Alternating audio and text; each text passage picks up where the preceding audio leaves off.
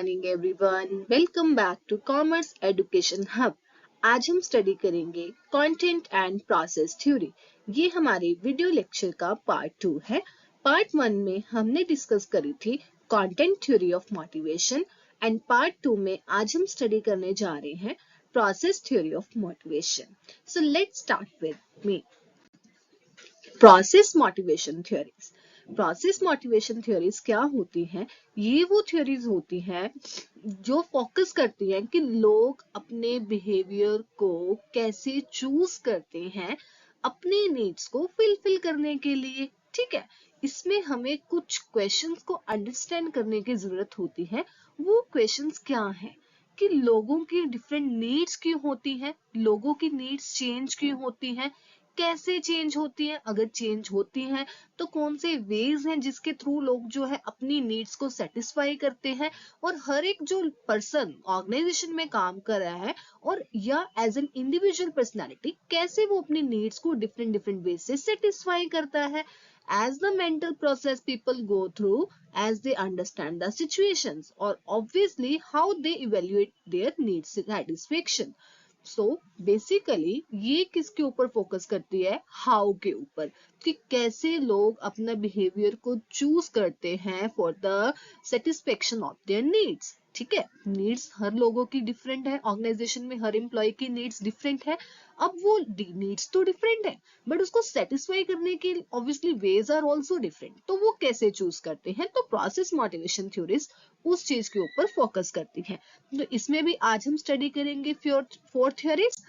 First one is equity theory. As the name suggests itself, it is related with the equity, that means equality, fairly. ठीक है, तो equity, fairly, obviously everyone wants equal treatment in the organization. ठीक है, तो अगर कोई भी employ organisational capacity में काम कर रहा है, अगर उसके साथ अनफेयर ट्रीटमेंट होता है, यू नो दैट वो पर्सन जो है उसमें एंगर आ जाएगा, आउटरेज, रिजेंटमेंट की फीलिंग आ जाएगी अगर उसको ऑर्गेनाइजेशन में अच्छा ट्रीटमेंट नहीं मिल रहा, इक्वल ट्रीटमेंट नहीं मिल रहा, irrespective of the equal efforts. ठीक है, उसने इक्वल एफर्ट्स लगाए हैं फिर भी उसको रिवॉर्ड्स इक्वल नहीं मिल रहे। ठीक है, तो ऑब्वियसली उसमें कुछ गुस्सा है ना, ये फीलिंग्स आ जाएंगी। तो इक्विटी थ्योरी जो है बेसिकली किसने दी थी? ये जे स्टेसी एडम ने दी थी। ये उसकी मोटिवेशन थ्योरी है जिसमें किस चीज के ऊपर फोकस करा गया था? People are set to be motivated to seek social equity. तो क्या है सोशल इक्विटी किसमें देखनी है उसने? रिवॉर्ड्स में। रिवॉर्ड्स में क्या मतलब कि वो अपने इतनी परफॉर्मेंस लगा रहे हैं, इतने इनपुट लगा रहे हैं और उनको इतना रिवॉर्ड इन रिटर्न में मिल रहा है। ठीक है, तो लोग तब मोटिवेटेड होते हैं ऑर्गेनाइजेशन में इस थ्योरी के अकॉर्डिंगली जब वो देखते हैं कि परसीव्ड इनपुट्स जो हैं उनके इक्वल है परसीव्ड आउटपुट्स के।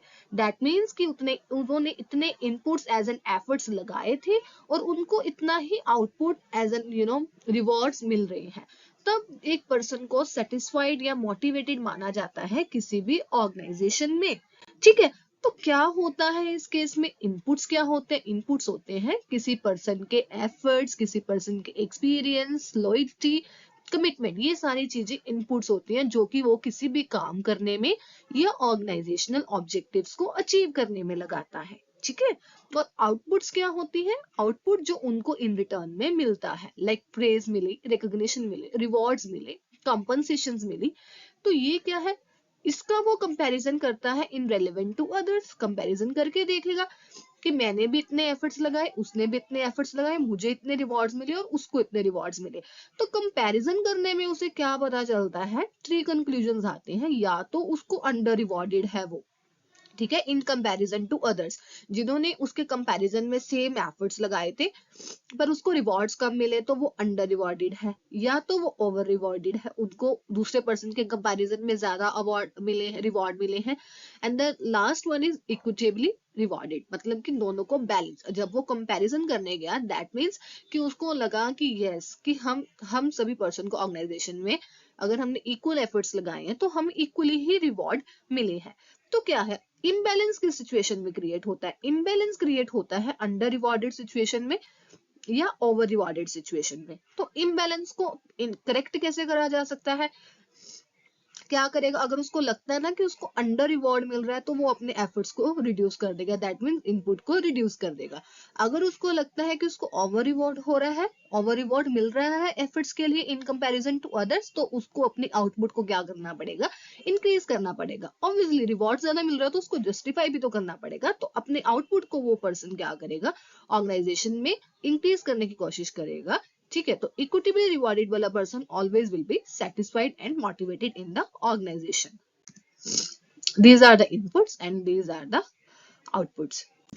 हमारी सेकेंड थ्योरी है एक्सपेक्टेंसी थ्योरी। अब जो ये एक्सपेक्टेंसी थ्योरी होती है ये विक्टर ब्रूम ने दी थी, as we all know that.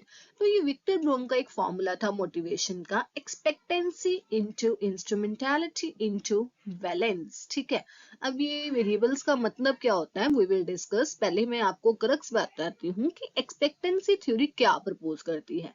तो ये क्या एक्सपेक्ट करती हैं, लोग तब मोटिवेटेड होते हैं जब उन्हें पता है कि हम ये टास्क को अकम्प्लिश कर पाएंगे, अचीव कर पाएंगे, एंड टास्क अचीव करने के बदले में उन्हें एक रिवॉर्ड मिलेगा, एंड जो वो रिवॉर्ड है वो ऑलवेज वर्थ इट होगा उस काम को, उस मतलब उस टास्क को अचीव करने में जितने भी एफर्ट्स लगे हैं उस एफर्ट्स के लिए वर्थ इट होगा जो हमें रिवॉर्ड मिलेगा। ठीक है, तो ये थ्योरी की कुछ एजम्पशंस थी। सबसे पहले इंटरनल एंड एक्सटर्नल जो हमारी नीड्स या इन्वायरमेंट फैक्टर्स थे ये हमारे बिहेवियर को इम्पैक्ट करते हैं, और जो बिहेवियर है वो हमारा इंडिविजुअल डिसीजन होता है, and people have different needs, desires, goals, and people make behavior decisions on the basis of the perception of the outcome. This was the basic assumptions of this theory, but we will discuss it later on।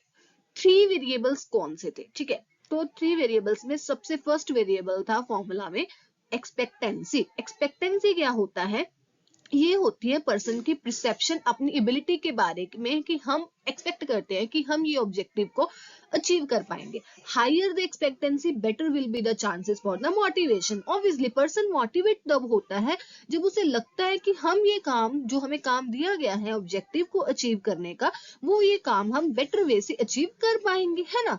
तो इस case में person जो है वो betterly motivated होगा।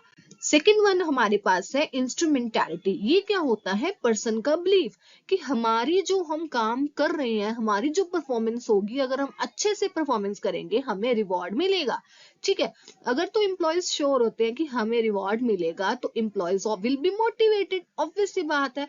When they are not sure and they obviously employees may not be motivated. And third variable हमारा था valence. Valence में क्या आता है, it refers to the value of person, मतलब कि वो पर्सन कितनी वैल्यू देता है उस रिवॉर्ड को, है ना, कितना उस रिवॉर्ड को वर्थ इट समझता है।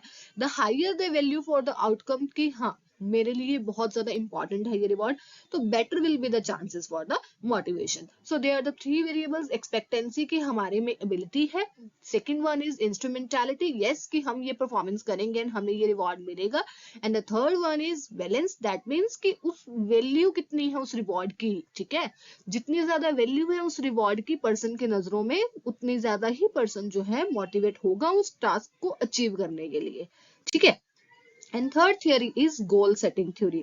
तो ये थ्योरी जो है प्रिमरली किसने दी थी, एडविन लोके ने। और ये थ्योरी बेसिकली क्या सजेस्ट करती है, जो गोल्स होते हैं वो स्पेसिफिक डिफिकल्ट गोल जो है वो लोगों को मोटिवेट करते हैं। ठीक है, goal setting it increases the commitment, motivation, energy and persistence toward the goal. तो लेट्स स्टार्ट। क्राइटेरिया क्या होना चाहिए गोल सेटिंग के लिए, तो सबसे फर्स्ट है सिंगुलर रिजल्ट।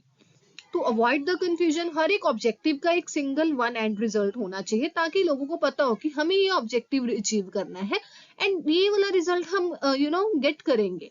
उसके बाद है स्पेसिफिक। ऑब्जेक्टिव वेग नहीं होना चाहिए, ऑब्जेक्टिव स्पेसिफिक होना चाहिए, और ऑब्वियसली वो ऑब्जेक्टिव अचीवेबल होना चाहिए। Next one is measurable. तो basic saying is that what gets measured gets done is true. Obviously measurable objective होना चाहिए, एंड टारगेट डेट होनी चाहिए उस ऑब्जेक्टिव को अकम्प्लिश करने के लिए। This was all about the goal setting. Smart way से आपने गोल जो है वो उसको सेट करना है। उसके बाद हमारे पास है reinforcement theory. This is very important theory. Reinforcement theory जो है इसमें ना कंसिक्वेंसेस ऑफ बिहेवियर के ऊपर फोकस करा गया है।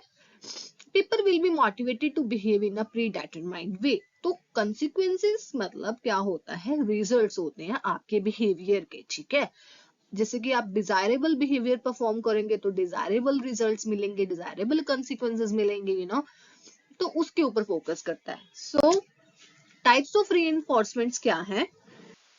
वन है पॉजिटिव रीइंफोर्समेंट। इसमें क्या है, ये वो मेथड है जिसमें एनकरेज करा जाता है कॉन्टिन्यूड डिजायरेबल बिहेवियर को थ्रू द पॉजिटिव कॉन्सिक्वेंसेस। तो पॉजिटिव रीइंफोर्समेंट्स क्या होती हैं, लाइक पे, promotion, time of, status increase कर देना, ताकि जो पर्सन डिजायरेबल बिहेवियर परफॉर्म कर रहा है उसको मोटिवेट करा जाए और वो फ्यूचर में भी वो बिहेवियर को कंटिन्यू करे। देन हमारे पास है avoidance reinforcement. Avoidance is also called a negative reinforcement. Obviously, अगर किसी पर्सन के बिहेवियर को अवॉइड करना है, then there are the rules with the punishment for violations are designed to get employees to avoid the certain behavior. ठीक है, तो किसी भी पर्सन के बिहेवियर को अवॉइड करना है, तो उसके लिए हमारे पास किस तरह की रीइंफोर्समेंट है, avoidance reinforcement. That means like rules are design to get the violations, rules are design so that employees जो है वायलेशंस को अवॉइड करें, सर्टेन बिहेवियर को अवॉइड करें इन एन ऑर्गेनाइजेशन। उसके बाद हमारे पास है पनिशमेंट। पनिशमेंट जो होती है ये अनडिजायरेबल कॉन्सिक्वेंसेस को रिमूव करने के लिए, अनडिजायरेबल कॉन्सिक्वेंसेस होते हैं फॉर द अनडिजायरेबल बिहेवियर को रिमूव करने के लिए। सो पनिशमेंट्स में क्या आएगा, लाइक हैरेसिंग आ गई, taking away privileges, probation, fining, demoting, firing and so forth. उसके बाद हमारे पास है last extinction. Rather than encouraging the desirable behaviour, extinction and punishment जो है ये क्या करती है, अनडिजायरेबल बिहेवियर को रिमूव करने में हेल्प करती है। तो जो ये हमारे पास स्केड्यूल्स हैं रीइंफोर्समेंट के, तो स्केड्यूल्स में हमारे पास है कॉन्टिन्यूस रीइंफोर्समेंट। कॉन्टिन्यूस रीइंफोर्समेंट में हमारे पास है each and every desired behaviour को रीइंफोर्स करा जाता है थ्रू एनी मेथड, ठीक है। तो इंटरमिटेंट में क्या होता है, टाइम या आउटपुट के बेसिस के ऊपर जो है वो रिवॉर्ड्स दिए जाते हैं। जब तो टाइम के बेसिस पे दिए जाते हैं उन रिवॉर्ड्स को हम बोलते हैं इंटरवल स्केड्यूल, और जब आउटपुट के बेसिस पे दिए जाते हैं उन्हें हम बोलते हैं रेशो स्केड्यूल। तो क्या है, हमारे पास डिफरेंट डिफरेंट इंटरमिटेंट रीइंफोर्समेंट्स हैं। सो फर्स्ट वन हमारे पास है फिक्स्ड इंटरवल स्केड्यूल। तो फिक्स्ड इंटरवल में ऑब्वियसली इंटरवल है तो टाइम के बेसिस पे वीक्स, ब्रेक्स और मील्स, सेम टाइम के बेसिस पे आप सैलरी वगैरह देने, रिवॉर्ड्स देने। वेरिएबल इंटरवल में क्या है, giving praise only now and then, surprise inspection कभी कभी, वेरिएबल तो चेंज होता रहता है बट फिक्स्ड जो है फिक्स टाइम, वीकली, मंथली, उस बेसिस पे। फिक्स्ड रेशो है, रेशो है तो ऑब्वियसली स्टैंडर्ड आउटपुट के बेसिस पे, लाइक पीस रेट सिस्टम हो गया, बोनस हो गया, प्रोड्यूसिंग अ स्पेसिफिक आउटपुट, उस बेसिस पे दिया जाता है। बट जो वेरिएबल है, लाइक किसी ने एक्सीलेंट वर्क कर दिया है ना, उसके लिए प्रेज दे दो, lottery for employees who have not been absent for a set amount of time. So these are the some kind of reinforcements, or we can say that rewards, ठीक है, which can be used for promoting the consequences of the behavior, okay, which can be used to for the promoting the desirability of the behavior. उसके बाद हमारे पास है positive reinforcement, negative, punishment and extinctionment. हमने पहले ही पढ़ा positive behaviour followed by the positive consequences, वो पॉजिटिव रीइंफोर्समेंट में है, and positive behaviour followed by the removal of the negative consequences. The manager stop nagging the employee. Punishment में क्या है, मैनेजर ने डिमोट कर दिया, नेगेटिव बिहेवियर है और नेगेटिव ही कॉन्सिक्वेंसेज है।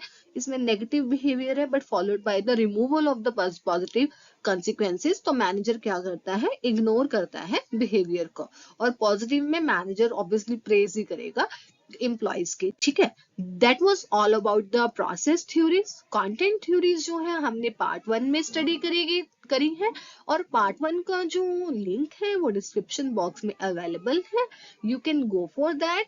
And till now that was it from my side.